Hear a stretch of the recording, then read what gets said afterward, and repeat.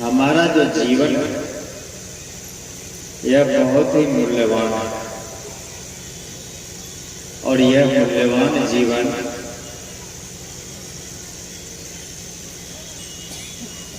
दो चीजों का योग है। बाहर शरीर है और भीतर आत्मा, दोनों का संबंध है, तो इसे हम जीवन कहते हैं। और जिस दिन इस शरीर से चेतन आत्मा निकल जाता है, जिस दिन इस शरीर से पंछी उड़ जाता है, जिस दिन इस शरीर से सांसें चलना बंद हो जाती है, उस दिन कोई इस शरीर को जीवन नहीं कहता, कोई इसे तब जीवन नहीं कहता है, कोई इसे अमुक व्यक्ति नहीं कहता है, चाहे वो कितना बड़ा भी धनवान हो, कितना बड़ा भी ज्ञानी हो, कितने बड़े भी संत हो, कितने बड़े भी साधक, कोई इसे जीवन कहने के लिए तैयार नहीं होता। क्या कहता है? सब लोग यही कहते हैं, अमुक व्यक्ति की लाश। शरीर से चेतन आत्मा निकल गया, तब क्या कहने लगे कि अमुक व्यक्ति की यह लाश है, अमुक व्यक्ति की लाश पड़ा है। कोई नहीं कहता है अमुक व्यक्ति बैठे हैं, अमुक व्यक्ति लेटे हुए हैं, फलाने व्यक्ति बैठे हैं, लेटे हुए। सभी लोग यही कहते हैं फलाने व्यक्ति की लाश। मूल्यवान तो हमारा जीवन है, लेकिन कब तक मूल्यवान है? जब तक इस शरीर में श्वासें चल रही है, जब तक इस शरीर में चेतन आत्मा निवास कर रहा है, जब तक इस पिंजरे में पंछी निवास कर रहा है। जिस दिन इस पिंजरे से पंछी निकल गया, उस दिन शरीर का कोई महत्व नहीं रह जाता है। उस दिन सबको शमशान में जाकर के जल जाना पड़ता है, किसी को समाधि में लीन हो जाना पड़ता है मिट्टी के नीचे, किसी को मनिहारी घाट में जलकर राख हो जाना पड़ता होता है क्या? कब तक हमारा जीवन का महत्व है? जब तक इस शरीर में श्वास है। तो जब तक इस शरीर में श्वासें चल रही है, जब तक इस शरीर में चेतन आत्मा निवास कर रहा है, तब तक हमें क्या करना चाहिए? ये जीवन किस लिए मिला है?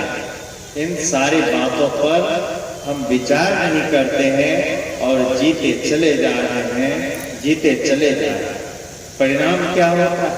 बिना विचार करके जो जीते हैं, बिना सतगुरुजन के सानिध्य पाए जो जीते हैं, बिना सत्संग का सहारा लिए जो जीते हैं, परिणाम ये होता है इस मूल्यवान जीवन में आकर के, इस मूल्यवान जीवन को पा करके हमारा जीवन दुखदायी हो जाता है, हमारा कर्म गलत हो जाता है, हमारा जीवन नरक हो जाता है।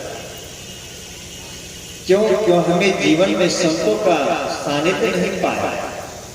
जहां आज बैठे हैं आप, ये संतों का सानिध्य, सत्संग इसे कहते हैं। इस जगह में आकर के ही जीवन की सही मार्ग को हम पा सकते हैं, जीवन की सही दिशा को हम पा सकते हैं, जीवन में जो सर्वोच्च उपलब्धि है उसके बारे में हम जान सकते हैं। इस स्थल पर आए बिना हम इसका बोध नहीं प्राप्त कर सकते, हम ये ज्ञान नहीं प्राप्त कर सकते, क्योंकि यह ज्ञान किसी ना सिनेमा में नहीं मिलता, किसी चौक चौराहे पर नहीं मिलता। ये ज्ञान सिर्फ संतों के पास से मिलता है, सत्संग में मिलता है। ये जीवन मूल्यवान, ये जीवन भक्ति के लिए मिला, ये जीवन साधना के लिए मिला है, ये जीवन सत्कर्म के लिए मिला है, ये जीवन भलाई के लिए मिला है, ये जीवन उपकार के लिए मिला है। लेकिन हम करते क्या? हम मनुष्य का तन तो पा लिए हैं, हम मनुष्य का जीवन तो पा लिए हैं, लेकिन हमारा कर्म कैसा है? हमारा कर्म जानवर की तरह। हम मांस मछली खाते हैं, मांस मछली मनुष्य का आहार नहीं है, लेकिन हम मांस मछली खाते हैं, तो बाघ और सिंह भी मांस मछली खाता है, तो हम और बाघ और सिंह में क्या अंतर है? बाघ और सिंह में कोई अंतर है क्या? बोलो। हम में और बाघ और सिंह में कोई अंतर नहीं रह जाता है, क्योंकि मांस खाना बाघ का काम है, मांस खाना शेर का काम है, सिंह का काम है। मांस खाना राक्षसों का प्रवृत्ति। लेकिन हम मनुष्य होकर के अगर मांस खाते हैं, मदिरा पीते हैं, तो विचार करें, हम मनुष्य हैं? हम मनुष्य नहीं हैं। हम मनुष्य का तन सिर्फ पाए हैं, लेकिन हमारा कर्म दानव के तरह। मनुष्य तो वो है जो सत्य के पथ पर चलता है, जो सात्विक जीवन जीता है, जो संयमित जीवन जीता है, सात्विक आहार लेता है, सत्कर्म करता है, जो दूसरों पर दया करता है, जो दूसरों का भलाई करता है, जो दूसरों के लिए हित में काम करता है, मनुष्य है। जो बांट कर खाता है, मनुष्य है। जो हक मार कर खाता है, जो दूसरों को लूट कर खाता है, मनुष्य है। लूट कर खाना मनुष्य का धर्म नहीं है। लूट कर खाना, किसी का हक मार कर खाना मनुष्य का धर्म नहीं है। लेकिन जितने धर्म मनुष्य के लिए है, उनसे हम अलग कहीं और जो मनुष्य के लिए नहीं है वही करते हैं। हम दूसरे का हक भी मारते हैं, दूसरे की गर्दन भी काटते हैं, दूसरे का पॉकेट काटते हैं। इतना तक दूसरा तो दूर, धन संपत्ति के लिए अपने भाई का गर्दन भी काटने के लिए तैयार है। हम मनुष्य हैं? हम मनुष्य नहीं हैं। हम मनुष्य की खोल में हैं। हम सिर्फ मनुष्य के खोल में रह करके जी रहे हैं, और ऐसा जीवन इसलिए है कि हम जीवन में संतों का सानिध्य नहीं पाए। एक बार एक राज दरबार में भोज का आयोजन हुआ। मानव और दानव दोनों समुदाय के लोगों को भोज के लिए आमंत्रित किया गया। दोनों को अलग अलग समय दिया गया। 7 बजे से आपका टाइम है, 8 बजे से दानव लोगों का। अपने अपने समय पर आकर के आप लोग भोजन ग्रहण करेंगे। मानव लोग सही समय पर पहुंच गया, 7 बजे के समय पर। दानव लोगों को रहा नहीं गया। टाइम उसका 8 बजे है, लेकिन रहा नहीं गया। कहा क्या पता सब भोजन मानव लोग खा जाए, हम लोग के लिए बचेगा ही नहीं, तो 8 बजे जाकर क्या करेंगे? भूखे रह जाएंगे। सो नहीं, चलो 7 बजे ही चलते हैं। 7 बजे से पहले ही पहुंच गए, भीड़ लगा दी। अब 7 बजे मानव के लिए भोजन का समय है। मुख्य दरवाजे पर दानव लोग खड़े हो गए, गेट खटखटाने लगे, ग्रिल को खटखटाने लगे, भाई जल्दी खोलो, भोजन करना है। उपद्रव शुरू कर दिया, ईटा पत्थर फेंकना शुरू कर दिया। राज दरबार के लोगों ने सोचा अगर इसे पहले नहीं खिलाते हैं तो पता नहीं क्या क्या फोड़ करेगा, सब भोजन भी बर्बाद कर देगा। इसलिए पहले निर्णय लिया, इसी लोगों को भोजन करा दो, इसको विदा कर देंगे। निर्णय पारित हो गया। आया सूचना लेकर, लेकिन उस निर्णय में एक शर्त रखा गया। जो सूचना देने वाले व्यक्ति थे वो चले गए दानव लोगों के पास, कहा ठीक है तुम लोग बहुत उपद्रव मचा रहे हो, निर्णय हुआ है कि पहले भोजन तुम ही लोगों को कराना है। बड़ी खुशी हुई, सबके सब नाचने लगे, कहा हम लोगों को भोजन कराया जाएगा। लेकिन निर्णय सुनाने वाले ने एक शर्त भी सुनाया। क्या शर्त है? का सबके हाथ में एक पट्टी बांधा जाएगा, तब भोजन कराया जाएगा। क्या ठीक है, शर्त मंजूर है। पंगत लगा दिया गया, 2 तरफ बैठ के खाते हैं। अब टेबल कुर्सी का जमाना है। पहले जो भोज होता था कैसे होता था? 2 तरफ से बिस्तर लगता था, इधर वाले भी इस मुख में खाते थे, इधर वाले भी एक मुख में। अभी तो टेबल कुर्सी आ गया, और आ गया बॉक्स सिस्टम, खड़े खड़े खाओ, भिखारी की तरह यहाँ लो वहां लो वहां लो, खाते खाते पास हो जाओ। कितने व्यक्ति तो लज्जा के मारे भरपेट खाते भी नहीं, तो खाए। दानव लोगों ने कहा ठीक है, पंगत लग गया, विजय हो गया, सब लोग बैठ गए, सबके हाथ में एक एक पट्टी बांध दिया गया, पत्तल दे दिया गया, भोजन परोस दिया गया, विजय की घंटी बज गई, कहा सब लोग खाइए। अब हाथ में तो पट्टी बंधा है, हाथ मुड़ेगा ही नहीं तो भोजन मुख में जाएगा कैसे।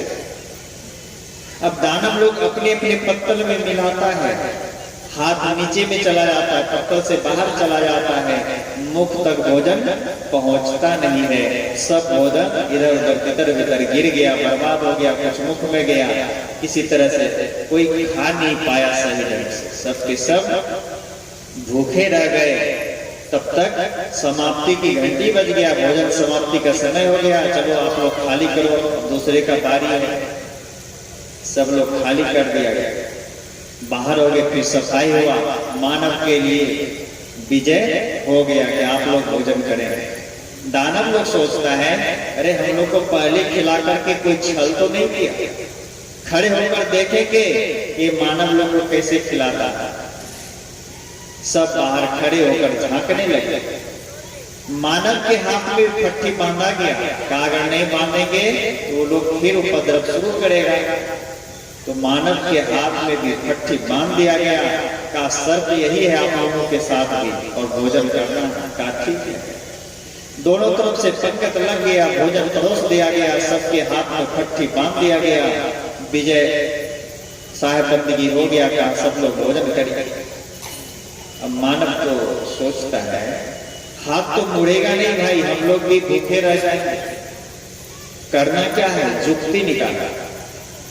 कहा जाता है जुक्ति से ही मुक्ति मिलती है, तो जुक्ति निकाला, कहा क्या जुक्ति है, कहा ठीक है, सामने वाले से दोस्ती किया, सामने वाले से प्रेम स्थापित किया, सामने वाले से बात किया, कहा भाई हाथ को मोड़ करके मुख में जाएगा नहीं, कोई खा नहीं पाओगे, तो करना क्या है, कि मैं अपने पत्तल का भोजन मिला करके तुम्हें खिलाता हूँ, तुम अपने पत्तल का भोजन मिला करके मुझे खिलाओ, मैं अपने सामने का भोजन तुम्हें खिलाऊंगा, तुम अपने सामने का भोजन मुझे खिलाओ। शुरू हो गया, अब इस तरफ वाले उस तरफ वाले को खिला रहा है, उस तरफ वाले इस तरफ वाले को खिला रहा है, दोनों एक दूसरे को खिला करके भरपेट भोजन कर लिया और सबके सब बाहर हुए, मस्ती में बाहर हुआ, आनंद में बाहर हुआ भोजन करके।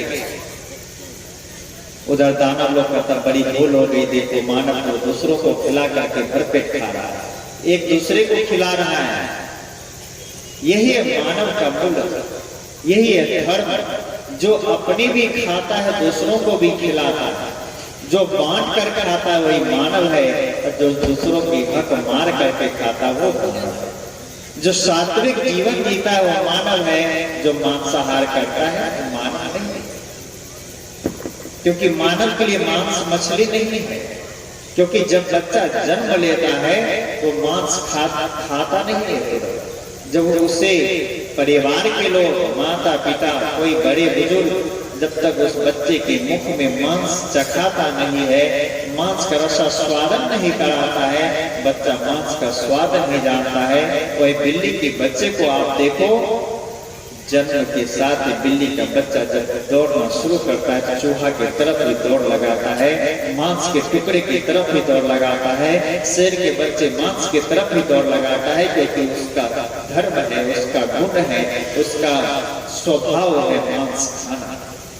ये मनुष्य का स्वभाव मांस खाना नहीं, मनुष्य का स्वभाव लड़ाई झगड़ा करना नहीं, लेकिन ये हम सब निज स्वार्थ में पड़ करके करते हैं, क्योंकि हम बड़े धनवान हो जाएं, हम बड़े धनी हो जाएं, हम ज्यादा से ज्यादा हमारे पास धन हो जाए, हम ज्यादा से ज्यादा उपलब्धि प्राप्त कर लें, ये जो हमारे मन में आकांक्षा है, ये जो हमारे मन में इच्छा है, यही इच्छा हमको दुख में ले जाकर के डुबाता है, यही इच्छा कलह में जीने के लिए प्रेरित करता है, यही इच्छा हमें नरकगामी बनाता है। इसलिए हमारा जीवन कैसा हो, तो हमारा जीवन निर्मल, हमारा जीवन समता वाला, सबके साथ समान व्यवहार करने वाला।